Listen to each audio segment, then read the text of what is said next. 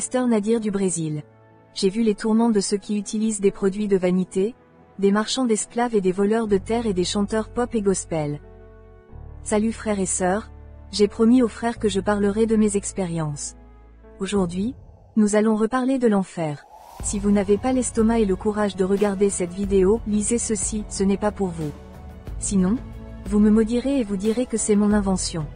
Mais s'il vous plaît, ne touchez pas à la révélation du Seigneur. Bien-aimés, il y a environ 8 ans, j'ai vu l'enfer. Quelqu'un peut dire que l'enfer n'existe pas. C'est un leurre. Je n'arrête pas d'entendre des gens dire que les morts dorment dans le sommeil de la mort afin d'être réveillés à la résurrection pour le jugement dernier. Ceci est un mensonge. Les morts ne dorment pas et n'attendent pas le jugement dernier. Nous sommes une création éternelle tout comme Dieu est éternel. Après avoir quitté ce corps, nous serons comme maintenant, bien que nous n'ayons pas de corps physique. Vous êtes la gloire de Dieu créée à la ressemblance de Dieu. Rien dans la Bible sacrée ne met l'accent sur le sommeil de l'âme. Dans l'au-delà, vous serez avec conscience au paradis ou en enfer. Lorsque vous mourrez, votre corps meurt. Ce que vous aimez le plus et tout ce qui est en vous est transféré dans votre âme. Mais votre maison, votre argent et les choses physiques ne vous suivront pas. Cependant, votre action, votre haine, votre colère, la vanité de la chair tout vous suivra. Frères et sœurs, quand le Seigneur m'a emmené en enfer, j'ai vu des choses qui m'ont brisé le cœur et m'ont secoué. En enfer, j'ai vu une casserole géante qui ressemblait à une casserole en aluminium à l'intérieur du feu avec de la vapeur sortant de cette fumée. C'était immense. J'ai vu qu'il y avait des tortures si terribles que j'ai pensé que c'était des démons qui étaient torturés. Beaucoup de gens étaient dans cette casserole. Ils étaient célèbres. J'ai demandé à Dieu, ces démons sont-ils torturés? Je ne voulais pas croire que c'était des êtres humains là-bas sur ce genre de feu. Et le Seigneur dit, ce ne sont pas des démons, ce sont des âmes humaines. Quand j'ai entendu ça, j'ai été horrifié. Comme toujours quand je vois ces choses, j'ai dit, qu'ont-ils fait pour mériter un tel tourment? C'était de la vapeur qui montait de ces casseroles. Les gens se dissolvaient, leurs cheveux tombaient à cause de la chaleur et leur chair tombait. Ils étaient défigurés dans ces gigantesques casseroles. Les poils de la peau sont tombés. J'ai vu leurs crânes, leurs ongles n'ont été arrachés qu'à la vapeur. Et certains qui se sont fatigués à vouloir grimper jusqu'au bord pour échapper à l'eau bouillante. Je ne voulais pas croire qu'il s'agissait d'âmes d'hommes. Je pensais que c'était des démons punis par Dieu. Malheureusement, c'était des êtres humains et cette scène m'a fendu le cœur et j'ai demandé au Seigneur, qu'ont-ils fait pour mériter un tel tourment? Le Seigneur a dit, regarde leurs ongles, leurs cheveux, leurs lèvres, leurs sourcils qui tombent. J'ai vu comment ce corps que nous satisfaisons était soumis à la douleur. C'est pourquoi je vous supplie, femmes de Dieu, de revenir à Dieu et de cesser de plaire au corps. L'heure de son jugement approche. Vous ne pouvez pas continuer à utiliser ces vanités que la chair trouve faisable d'utiliser. Les croyants ne vivent pas selon la chair. Pensent différemment. Tournez le dos au maquillage, à la chirurgie plastique et aux faux ongles.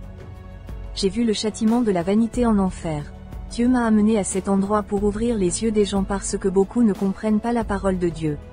Il n'y a aucune doctrine qui me fera utiliser du rouge à lèvres, faire un sourcil ou un tatouage, même si c'était le nom de Jésus.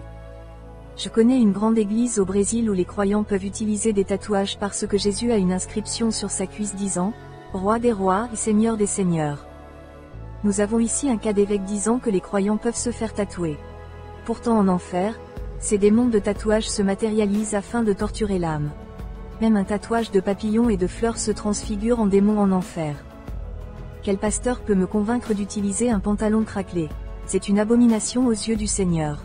Aucun pasteur ne peut me convaincre d'utiliser des boucles d'oreilles à mon oreille parce que j'ai interrogé le Seigneur sur ces choses. Même les bijoux. Le Seigneur m'a répondu, veux-tu être cette femme dans le livre d'Apocalypse 17? Vous n'avez pas vu comment j'ai décrit cette femme qui est la prostituée du monde qui utilise ces choses. Apocalypse 17/4. Frère, j'ai tout vu en enfer. Aucun pasteur ne me convaincra de faire des sourcils. Personne ne me convaincra d'utiliser un fer plat sur mes cheveux car j'ai vu tout cela en enfer. Tu dois comprendre que je suis une femme. Quelle femme n'aime pas les perles, les bijoux et le maquillage? Je suis une femme mais je m'incline devant la sainteté de mon Dieu qui a sauvé mon âme. Ces ministres de l'iniquité enseignent aux gens à marcher dans les coutumes de ce monde. Mon corps est le temple du Saint-Esprit et je ne peux pas en faire ce que je veux, aîné, sourcils, tatouage, rouge à lèvres. Ni un diable, ni un pasteur, ni une théologie aveugle de la caverne obscure ne me feront utiliser ces choses. Roi brésilien, reine et princesse en enfer pour esclavage et vol de terre. Dieu m'a emmené dans une partie de l'enfer où j'ai vu Pedro Álvares Cabral et la princesse Isabelle. J'ai vu le deuxième empereur Pedro, même le premier parmi d'autres. Pedro était un noble portugais, commandant militaire, navigateur et explorateur considéré comme le découvreur européen du Brésil. En 1500, Pedro Cabral a mené la première exploration substantielle de la côte nord-est de l'Amérique du Sud et l'a revendiquée pour le Portugal. Je l'ai vu, lui et ses politiciens, dans l'eau bouillante. Ils faisaient des allers-retours pour tenter d'échapper à l'incendie. C'était quelque chose de terrible. Ses gars ont brûlé. Et le Seigneur m'a ouvert les yeux pour les voir et les reconnaître par les vêtements. Je les ai vus et reconnus à leurs vêtements. Ils étaient habillés exactement comme ils étaient ici sur Terre au XVIIIe siècle. Frère, j'ai rencontré Dom Pedro le second, Dom Pedro le premier, et d'autres qui étaient là en enfer. Ils étaient de l'époque et de la période de l'esclavage. Le Seigneur m'a dit, ils sont ici à cause de la pratique de l'esclavage. Et ils étaient francs-maçons et adultères. Ils ont également été condamnés à cause de vol de terre. Je suis resté là à regarder et à observer la princesse Isabelle et d'autres connaissances de l'histoire. C'étaient des personnages historiques bien connus qui sont enseignés dans les livres. Ils y étaient. J'ai vu que Rujanda était là aussi, un esclave du moulin à sucre. Je l'ai vu là-bas en enfer. C'était un esclave sorcier, il a jeté un sort contre son maître. J'ai vu d'autres politiciens de l'ancien empereur. Ils étaient tous là, ils ont couru en voulant sortir du feu. Leur chair fondait et se reconstruisait. C'était une énorme torture. Le Seigneur a précisé qu'ils étaient ici torturés à cause de l'esclavage, à cause de leurs adultères et de leur prostitution. Le Seigneur a dit, ils sont ici à cause des terres qu'ils ont volées aux colonisés et des richesses qui ne leur appartenaient pas. Et je vais lire Ésaïe 5/8 à KJV. Malheur à ceux qui joignent maison à maison, qui étendent champ à champ, jusqu'à ce qu'il n'y ait plus de place, afin qu'ils soient placés seuls au milieu de la terre. Dans l'Ecclésiaste 8, la Bible dit au verset 9, « J'ai profondément réfléchi à tout ce qui se passe ici sous le soleil, où les gens ont le pouvoir de se faire du mal, quand un homme domine un autre homme pour le malheur. » L'esclavage et la domination sur un homme pour la disgrâce ne resteront pas impunis.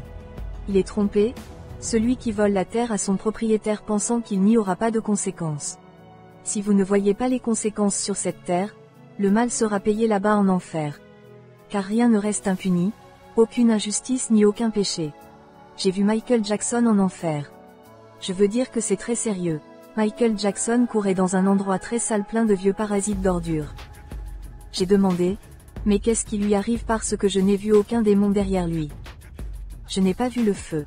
Fondamentalement, chaque personne qui a vu Michael Jackson en enfer l'a vu dans une chambre différente.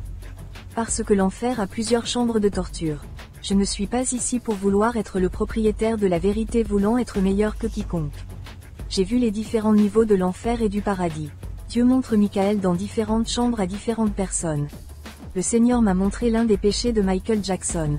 Michael Jackson est en enfer parce qu'il a vendu ses organes sexuels et qu'il était une star. Pourtant, la seule étoile est Jésus-Christ qui est l'étoile du matin. Vendre votre corps est une abomination pour Dieu. Il l'a fait pour sa carrière. Et il avait reçu du diable la beauté, l'argent et la gloire. J'ai vu que Michael Jackson vendait aussi ses yeux au diable. Je ne sais pas comment il a fait. Je ne veux même pas savoir. Et je l'ai vu courir. J'étais émerveillé. Rapidement s'éleva une voix démoniaque venant des profondeurs de l'enfer. Celui qui doit le tourmenter est Vlog. Quand j'ai levé les yeux, j'ai vu un démon qui est venu sur un balai. Ce démon avait le nez d'un sorcier. Il avait les yeux grands ouverts et un chapeau de paille.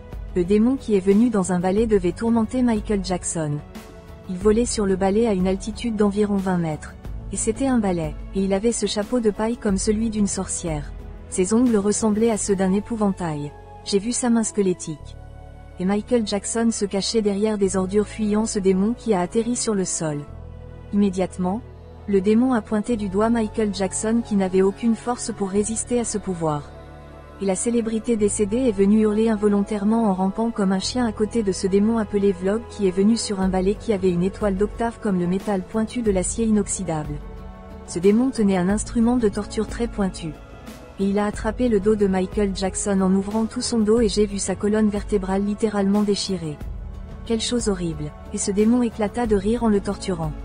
J'ai demandé à Dieu de me sortir de là à cause des cris dans mes oreilles car c'était très traumatisant. Je viens de voir la bouche de Michael s'ouvrir avec tant de cris d'horreur. Il était là, subissant toutes sortes de tortures. Et le Seigneur m'a montré qu'il ne souffrait pas seulement dans cette partie de l'enfer. Car le démon l'a emmené dans d'autres endroits pour le torturer et c'est très grave. Chanteur chrétien. Le Seigneur a dit, ceux dans le pays qui se disent vedettes de la musique du monde et de la musique chrétienne souffriront le martyre pour toujours ici. C'est leur torture. Le Seigneur m'a dit, tu vas dire à mon peuple qui chante pour moi. Il n'y a pas d'étoile évangélique. Il n'y a pas d'étoile gospel. Quiconque se considère comme une icône évangélique, une star et une célébrité va souffrir le martyre dans ce lieu. L'étoile brillante du matin, c'est moi et cela se moque de moi et je ne peux pas être moqué.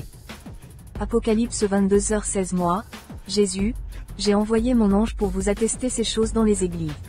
Je suis la racine et la progéniture de David, et l'étoile brillante est du matin. C'est ce que Jésus m'a dit. Je n'ai pas vu un chanteur mexicain nommé Juan Gabriel en enfer, mais le Seigneur m'a dit que Juan Gabriele est ici aussi parce qu'il a vendu ses organes sexuels. Alberto Aguilera Valadez, 7 janvier 1950 au 28 août 2016, connu professionnellement sous le nom de Juan Gabriel, était un chanteur, auteur-compositeur et acteur mexicain. Gabriel était connu pour son style flamboyant, qui a brisé les barrières sur le marché de la musique latine. Largement considéré comme l'un des meilleurs et des plus prolifiques compositeurs et chanteurs mexicains de tous les temps, il a été qualifié d'icône de la pop. Après avoir vendu environ 60 millions de disques dans le monde, Juan Gabriel figurait parmi les auteurs-compositeurs-interprètes les plus vendus d'Amérique latine. Juan Gabriel a écrit environ 1800 chansons. Wikipédia. Le Seigneur m'a parlé au milieu de l'enfer car il y avait aussi ceux qui voulaient être des stars évangéliques. Ceux qui chantent gloire à Dieu pour de l'argent. Pourtant, il les choisit pour chanter pour lui. Ils ont été choisis pour louer le nom du Seigneur en tant que chanteur officiel de sa maison. Le Seigneur m'a également mis en garde contre les chanteurs évangéliques qui sont attachés au maquillage, à la vanité et au visage peint, de faire attention à eux.